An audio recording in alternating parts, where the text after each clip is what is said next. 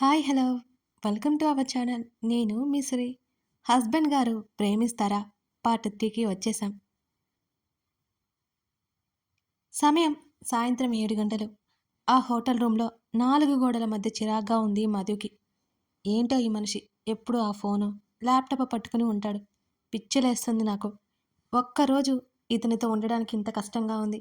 Boring candidate అనుకుని నందు అని పిలిచింది మధు. "ఉమ్." కనీసం మధు వైపు చూడలేదు కూడా నందు. నందు అరిచింది ఈసారి గట్టిగా. ఏంటి నీ గోల? పనిలో అంతరాయం కలిగినందుకు ఒక్కింత విసుగుతో అరిచాడు. ఏం లేదు అతను చెప్పి నాది గోలంటాడా? నేనే ఎక్కువగా ఊహించుకున్నా. ఇతను మంచివాడు కాదు. ఈ నందు కూడా అందరిలాంటివాడే. విసివిస హ్యాండ్ బ్యాగ్ తీసుకుని బయటికి నడిచింది. ఫోను అక్కడే మర్చిపోయింది మధురిమ. గడియారం 8 గంటలు. టిక్కుమంటూ సౌండ్ చేసింది. ఒళ్ళు విరుచుకుంటున్న అతని చూపు బెడ్ మీదకు మళ్ళింది. అక్కడ మధు కనిపించలేదు. బాత్రూంలో ఉందేమో అనుకున్నాడు. మరో అరగంట గడిచినా ఆమె జాడలేదు. మధు అని పిలిచాడు పెద్దగా. ఆమె నుంచి సమాధానం లేదు. మళ్ళీ మళ్ళీ పిలుస్తూ బాత్రూం తలుపు తట్టాడు. లోపల నుంచి శబ్దం లేదు. లోపల చూశాడు. బాల్కనీలో చూశాడు. ఆమెకి ఎంతకీ ఆమె కనిపించలేదు. కంగారు అతనిలో. ఎక్కడికి వెళ్ళి ఉంటుంది? ఆలోచిస్తూ ఆమెకి ఫోన్ కాల్ ట్రై చేశాడు. అక్కడే అదే గదిలో మోగుతూ కనిపించింది ఆమె ఫోను. అతను ఆమెను విసుక్కోవడం గుర్తుకు వచ్చి హో షిట్ అనుకుని వెంటనే ఆమె కోసం కిందకు వచ్చి రిసెప్షనిస్ట్ దగ్గరికి వెళ్ళి అడిగాడు. సార్, డిన్నర్కి ఏమి కావాలి? మేడం గారిని అడిగాను. సమాధానం చెప్పకుండా బయటికి వెళ్ళిపోయారు అని అతను చెప్పడంతో కంగారుగా బయటికి పరిగెత్తాడు నందు. ఎక్కడికి వెళ్ళిందో తెలియదు. అయినా వెతుకుతూ వెళ్ళాడు. ఎప్పుడో మధు బీచ్ అంటే ఇష్టమని చెప్పడం గుర్తుకొచ్చి అటువైపుకి కారును మళ్లించాడు నందన్. అతని గుండె వేగం కారు వేగంతో పాటు పోటీ పడేలా కొట్టుకుంటోంది. మొదటిసారి ఇంత భయపడుతున్నాడు అతను. ఆమెకేదైనా జరిగిందనే ఊహే అతనికి కష్టంగా తోచింది. సముద్రపు అలలు అల్లరి చేయడం మొదలుపెట్టాయి. చంద్రునితో దాగుడు మూతలు ఆడుతూ సముద్రాన్ని విసిగిస్తున్నాయి.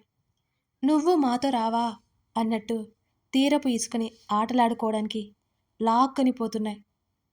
ఈ తతంగాన్ని వెన్నెల నవ్వుతూ చూస్తున్నట్టుగా ఆ ప్రాంతం మొత్తం వెలుగుతో నిండిపోతోంది.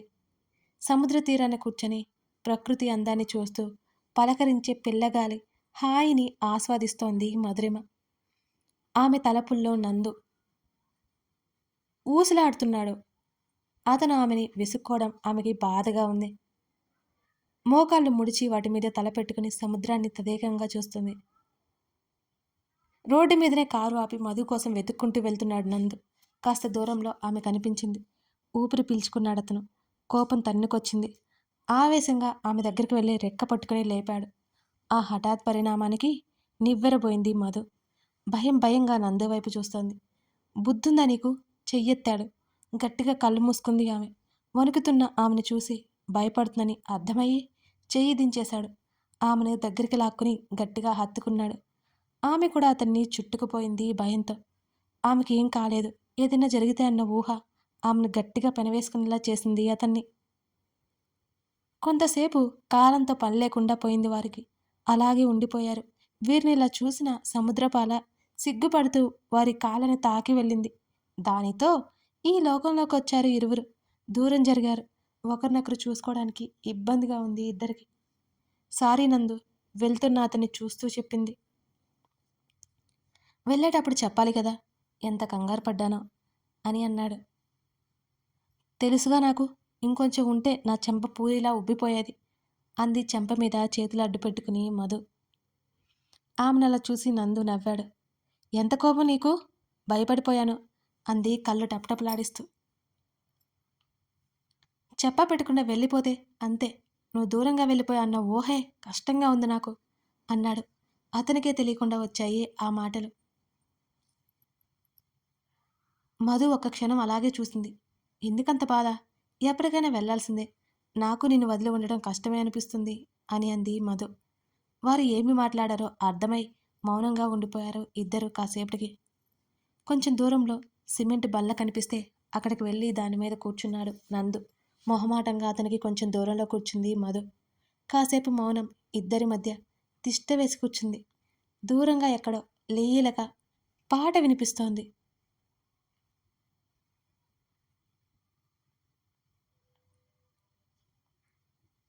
ఇద్దరు ఒకరినొకరు చూసుకున్నారు ఆ పాట వింటూ.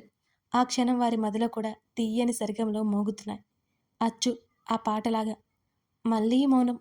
మధు పిలిచాడు అతడే ముందుగా. మౌనాన్ని ఛేదిస్తూ. అంది అతని వైపు చూస్తూ. నిన్నొక విషయం అడుగుతాను. అభ్యంతరం లేకపోతే చెప్పు. ఆమె వైపే చూస్తూ అన్నాడు నందు. చెప్పండి అంది మధు. అంతలోని నందు ఫోన్ మోగింది.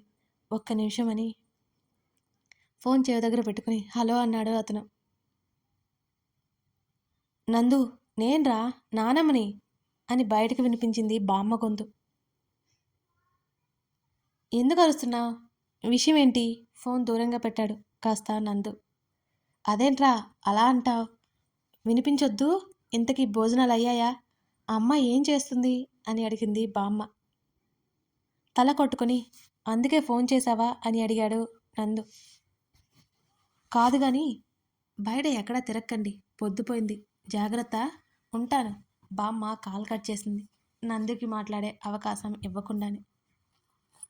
టిపికల్ బామ్మ అన్నాడు నందు ఊపిరి పీల్చుకుంటూ. గలగల నవ్వేసింది మధురిమ అతని మాటలకి.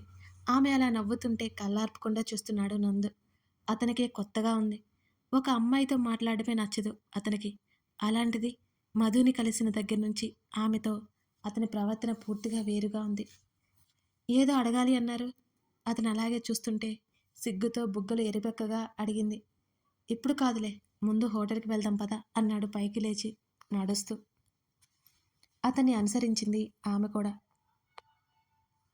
కారులో కూర్చున్నారిద్దరు. హోటల్ రూమ్ వైపుకు ప్రయాణం మొదలైంది. వెళ్ళేటప్పుడు విడివిడిగా, ఒకరు బాధగా మరొకరు కంగారుగా వెళ్ళారు. ఇప్పుడు ఇద్దరు సంతోషంగా కలిసి వస్తున్నారు. హోటల్ రాగానే దిగు, కార్ పార్క్ చేసి వస్తాను అన్నాడు నందు. సీటు బెల్ట్ తీస్తుంది, అది బిగుసుకుపోయినట్టుంది. ఎంతకీ రాలేదు ఆమెకి. ఆమె అవస్థని చూసి ఒక్క నిమిషం అని ఆమె మీదకు ఒరిగి తీయడానికి చూస్తున్నాడు. చాలాసార్లు ఇలాగే జరిగింది, రిపేర్ చేయించాలి అన్నాడు నందు. అతని చేతులు ఆమె నడుముకు తగలగా ఊపిరి బిగబట్టి పరవశంతో కళ్ళు మూసుకుంది. ఆమె శరీరం నుంచి వచ్చే పరిమళం అతన్ని ఏదో లోకాలకు తీసుకుపోతుంది. బెల్ట్ తీసి ఆమె వైపు చూశాడు. మూసి ఉన్న కళ్ళు, కదులుతున్న కనురెప్పలు, అదురుతున్న పెదవులు, ఆమె ముఖం మీద నాట్యమాడుతున్న ముంగురులు. ఇవన్నీ చూస్తుంటే అతనికి ఏమీ గుర్తుకు రావట్లేదు. కొంచెం పైకి లేచాడు. ఇప్పుడు అతని ముఖం ఆమె ముఖానికి దగ్గరగా ఉన్నాయి. అతని వెచ్చటి ఊపిరి ఆమె మెడని తాకి గిలిగింతలు పెడుతోంది. మెల్లిగా కళ్ళు తెరిచి చూసింది. అతని కళ్ళల్లో చిలిపిదనం కనిపిస్తోంది ఆమెకు. ఆమె కళ్ళలో అతని పట్ల ఆరాధన కనిపిస్తోంది అతనికి. అదే సమయంలో వెంటనే అతని మదిలో ఆమె అదరాలను అందిపుచ్చుకోవాలనే బలమైన కోరిక కలిగింది. అతనికి అదరామృతం రుచి చూపించాలని ఆమె మనసులో మెదిలిన ఒక అందమైన ఊహ. మధునందు ఒకరి కళ్ళలోకి మరొకరు చూసుకుంటున్నారు. అతని చూపు ఆమె అదరాల వైపు మళ్ళింది. ఆమెకు అర్థమయ్యి మదిలో అలజడి రేఖగా గట్టిగా కళ్ళు మూసుకుంది. సార్ సార్, హార్న్ కొట్టిన శబ్దంతో పాటు ఎవరో పిలుపు. ఉలిక్కిపడి దూరం జరిగాడు నందు. ఇబ్బందిగా చున్నీ సరిచేసుకుని కారు దిగింది మధు. కారు అద్దం తెరిచి బయటకు చూశాడు నందు. కారు అడ్డుతీయండి సార్ అని ఎవరో ఒకతను అరుస్తున్నాడు. అలాగే నన్నట్టు చెయ్యి పైకి ఎత్తి కార్ని కొంచెం ముందుకు పోనిచ్చి పార్క్ చేశాడు. కారు దిగారు ఇద్దరు వెనక్కి చూడకుండా. లోపలికి వెళ్ళిపోయింది మధు. అప్పటికే సమయం 10 గంటలైంది. భోజనం పట్టుకుని వారి రూంలోకి వెళ్ళాడు నందు. తన దగ్గర ఉన్న కీతో తలుపు లాక్ తెరుచుకొని. మధు గదిలో కనిపించలేదు అతనికి. బాత్రూంలో నుండి నీటి శబ్దాన్ని బట్టి ఆమె అక్కడ ఉందని అనుకున్నాడు అతను. షవర్ ఆన్ చేసి అలాగే కూర్చుండిపోయింది మధు. చల్లటి నీళ్లు మీద పడి మరింత చలి పుట్టిస్తూ ఉంటే ఒంటిలో వేడి నీటితో కలిసి బయటకు పోతోంది. కారులో జరిగిన సంఘటన పదే పదే ఆమె కళ్ళ ముందు మెదులుతుంటే సిగ్గుల మొగ్గైంది మధురిమ. శరీరం అంతా కొత్తగా పులకింతగా అనిపించసాగింది ఆమెకి. అదేంటో తెలియలేదు. ప్రేమ, ఆకర్షణ అర్థం కావట్లేదు ఆమెకి. నందుని చూస్తుండిపోవాలనిపిస్తోంది ఆమెకి. అతనితో గొడవ పడుతూ ఇంకా ఇంకా మాట్లాడాలనిపిస్తోంది. అతని స్పర్శ తగిలితే టచ్ మీ నాట్ ఆకులా ముడుచుకుపోతుంది. అతనికి దూరంగా ఉంటూనే ఆమెకి తెలియకుండా దగ్గరైపోతుంది. నందుకి ఎందుకు ప్రేమ, పెళ్ళి అంటే ఇష్టం లేదు. వీళ్ళ ప్రయాణం చేసే ముందు రోజు దివ్యకి, మధుకి జరిగిన సంభాషణ గుర్తుకొచ్చింది. అప్పుడు ఆమె సరిగ్గా పట్టించుకోలేదది. మధు, నందు అన్నయ్య నువ్వనుకుంటున్నట్టు కాదు. అసలెందుకలా మారిపోయాడో తెలుసా? అని దివ్య అడిగింది. ఎందుకు? ఏ అమ్మాయినైనా సెండాఫ్ ఇచ్చిందా ఏంటి? అతనిలాంటి పొగరబోతు కోపిష్టికి జరగాల్సిందే అని మధు నవ్వింది. షటప్ మధు! దివ్య అరుపుతో సైలెంట్ అయిపోయింది మధు. నీకేం తెలుసని అలా అంటున్నావు? ప్రేమ, దోమ అని ఎవరి వెంట పడలేదు, తిరగలేదు నందు అన్నయ్య. మా అన్నయ్య ఎందుకు చనిపోయాడో తెలుసా నీకు? కళ్ళ నీళ్లతో అడిగింది దివ్య. తెలీదు అన్నట్టు అడ్డంగా తల ఊపింది మధు. మా అన్నయ్య కిరణ్, నందు బెస్ట్ ఫ్రెండ్స్. ఒకరిని వదిలి ఇంకొకరు ఉండలేరు. అలాంటిది కిరణ్ జీవితంలోకి ప్రేమ పేరుతో వచ్చింది నవ్య. ఇద్దరూ ప్రేమించుకున్నారు, పెళ్లి చేసుకుందాం అనుకున్నారు. కిరణ్ నవ్యనే విడిచి ఉండలేడు అని అంటున్నట్టుగా మారిపోయాడు. కొన్ని రోజులకి నవ్య కిరణ్ని కలవడం మానేసింది, మాట్లాడడం తగ్గించేసింది. ఒకరోజు నిలదీసి అడిగాడు కిరణ్. నవ్యకి వేరే ఎవరితోనో పెళ్లి కుదిరిందని చెప్పింది. కిరణ్ తనకి టైంపాస్ అని ముఖం మీద కొట్టినట్టు చెప్పేసి వేరే ఎవరినో పెళ్లి చేసుకోబోతున్నాను అని అంది. ఇదంతా తట్టుకోలేక ప్రాణంగా ప్రేమించిన అమ్మాయి మోసం మోసం చేసేసరికి సిగ్గేసింది. సూసైడ్ చేసుకున్నాడు మా కిరణ్ అన్నయ్య. కిరణ్ అన్నయ్య చనిపోవడం నందు అన్నయ్య జీర్ణించుకోలేకపోయాడు. నవ్యని కొట్టాడు. ఆ కోపంతో పోలీస్ స్టేషన్లో కేసు పెట్టాడు. వాళ్ళ పరపతిని ఉపయోగించుకుని కేసు లేకుండా చేశారు. ఏమి చేసినా కిరణ్ అన్నయ్య తిరిగి రాలేడు అని తెలుసు. అందుకే అందరూ నందు అన్నయ్యకి సర్ది చెప్పి నచ్చజెప్పి కిరణ్ విషయం మర్చిపోమని చెప్పారు. మర్చిపోయాడు పైకి. కానీ అమ్మాయిలంటే అప్పటినుంచి కోపం. నందు అన్నయ్యకు సెట్ అవ్వరు. అమ్మాయిల మీద సదాభిప్రాయం లేదు అని చెప్పడం ముగించింది దివ్య. ఆలోచనలో పడింది మధు. నందు ఏంటో తెలిసింది కానీ అతని మీద ఒక అవగాహనకి మాత్రం రాలేకపోతోంది మధు. మధు! బాత్రూం తలుపు తట్టాడు నందు. ఎంతకీ మధు రాలేదు అన్న కంగారు ఉంది అతనిలో. ఆ శబ్దానికి ఆలోచనల నుంచి బయటకు వచ్చి హా అంది చిన్నగా. ఏం లేదు అని అతను ఊపిరి పీల్చుకుని బాల్కనీలోకి వెళ్ళిపోయాడు. నందు ఎందుకు పిలిచి ఉంటాడో అర్థం చేసుకుని నవ్వుకుని, నేనంటే నీకు ఇష్టమేగా నందు, త్వరలోనే ఆ ఇష్టాన్ని బయటపెట్టేలా చేస్తాను. నిన్ను తప్పుగా అనుకున్నాను. నువ్వు అందరిలాంటి వాడివి కావు. లేకపోతే ఈ పాటికి నాకింత దూరంగా ఉంటావా? ఉండేవాడివి కాదు అనుకుంటూ త్వరగా స్నానం ముగించి వచ్చి నందు కనిపించకపోవడంతో బాల్కనీలోకి వచ్చింది మధు. నందు వైపు చూడాలి అంటేనే ఏదో తెలియని బిడియం ఆమెలో. తల తుడుచుకుంటూ పున్నమి చంద్రుని చూస్తోంది మధు. ముదురు ఆకుపచ్చ నైట్ డ్రెస్లో వెన్నెల తాకిన ఆమె మేను, ఆ మేను మీద ఉన్న నీటి బిందువులు మెరుస్తూ మరింత అందంగా ఉంది మధు. నందుకు మధు నుంచి చూపు తిప్పుకోవడానికి కూడా వల్ల కావట్లేదు. అలా ఉంది ఆమె. కొంతసేపటికి గాను తేరుకొని మధు, డిన్నర్ చేద్దాంరా. అక్కడ ఇంకొక క్షణం కూడా ఆగకుండా లోపలికి వెళ్ళాడు నందు. అప్పటి వరకు నందు చూపులో ఆమెకి గుచ్చుకుంటుంటే తనువంతా ఏదో తెలియని పరవశం కలిగింది మధులో.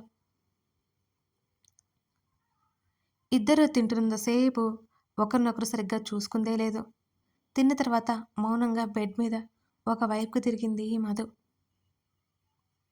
నిద్ర పట్టక పక్కకి చూసిన నందుకి మధుని వెనక నుంచి చూసి గట్టిగా హత్తుకోవాలన్న తలంపు వచ్చింది.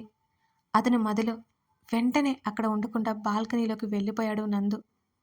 వెన్నెలను పంపిస్తున్న చంద్రుని వంక చూస్తున్నాడు. అంతకుముందు కారులో జరిగిన సన్నివేశం అతన్ని నిలకడగా ఉండనివ్వట్లేదు. మధుని అంత దగ్గరగా చూసింది లేదు ఎప్పుడు. దేవకన్యలా ఉంది. అనుకోకుండా ఉండలేకపోయాడు. పదే పదే ఆమె రూపం కళ్ళ ముందు మెదులుతూ ఉంటే అతని మనసు మాట వినను అని ఆమె దగ్గరకు చేరిపోయింది. మధు పరిచయం అయిన దగ్గర నుంచి ఒక్కొక్కటిగా గుర్తుకొస్తుంటే అతని పెదవులు విచ్చుకున్నాయి. ఆమె పరిచయం అతన్ని పూర్తిగా మార్చేసింది. అతనికి మధు అంటే ఇష్టమే కాదు, ప్రేమని అర్థమైపోయింది. అతని ముఖంలో ఓ నవ్వు వచ్చి చేరింది. మధుకి నేనంటే ఇష్టమా కాదా? నేనంటే కోపం పీకల దాకా ఉంది. తను నాకు కావాలనిపిస్తుంది. మరి తనకి? కార్లో తనకి నేనంటే ఇష్టం ఉన్నట్టే అనిపిస్తుంది. నిజంగా నా మీద ఇష్టం ఉండి ఉంటుందా? అని ఇలా సాగుతున్నాయి నందు ఆలోచనలు. కాసేపటి తర్వాత గదిలోకి వచ్చాడు నందు. అప్పటికే మధు నిద్రపోతోంది. ఆమె వైపు చూశాడు. సగం ముఖాన్ని జుట్టు కమ్మేసి 2 చేతుల తల కింద పెట్టుకొని ముడుచుకొని పడుకుంది. ఆమెనలా చూడగానే అతని ముఖంలో చిరునవ్వు. ఏసీ గాలికి ముఖం మీద ముంగురులు కితకితలు పుట్టిస్తుంటే నిద్రలో కదిలింది మధు. ఆమె ఎందుకు కదిలిందో అర్థమై ఆమె నిద్రకి భంగం కలగకూడదని ఆమె దగ్గరికి వెళ్ళి ముఖం మీద పడుతున్న ముంగురులను మెల్లిగా చెవి వెనక్కి సెట్ చేశాడు జుట్టు లోపలికి. అతని చేతిని పట్టుకుని లాక్కుని తల కింద పెట్టుకుంది. మధు లేచిందేమోనని కంగారు పడ్డాడు నందు. ఆమె నిద్ర లేవకపోవడంతో ఊపిరి పీల్చుకుని ఆమె అతని చేతిని అలా పట్టుకోవడం చూసి నందు నవ్వుకున్నాడు. ఎంత ముద్దుగున్నావో! అందరూ ఒకేలా ఉంటారని పొరపాటు పడ్డాను. అందరూ ఆ నవ్వేలాగా ఉండరని నిరూపించా మధు. నాకే అర్థం కావట్లేదు. ఇంత త్వరగా నా మనసులోకి ఎలా చేరిపోయావో. చాలా చాలా నచ్చేశావు. నువ్వే కాదు, నీ మనసు కూడా. నేను నీకు నచ్చానా మరి? అని మనసులోనే ఆమెను ప్రశ్నిస్తున్నాడు. మధు, నువ్వు నాకు కావాలి. అవును, జీవితాంతం నువ్వు నాకు కావాలి. ఆమె చేతిని తీసుకుని ముద్దు పెట్టుకోపోయి ఆగిపోయాడు. మన తొలి ముద్దు స్పెషల్‌గా ఉండాలి అనుకొని ఆమెను దగ్గరికి తీసుకొని హత్తుకొని పడుకున్నాడు నందన్. సూర్యుడు తన ప్రతాపం చూపించడంతో తెరలో నుంచి వేడి ముఖం మీద పడుతుంటే మెలకువ వచ్చింది నందుకి. మెల్లిగా కళ్ళు తెరిచి చూశాడు. తన్ని చుట్టుకొని కాలు చేయి వేసి తన మెడ దగ్గర ఆమె ముఖాన్ని దాచుకుని చిన్నపిల్లలా ముడుచుకుని పడుకుంది మధు.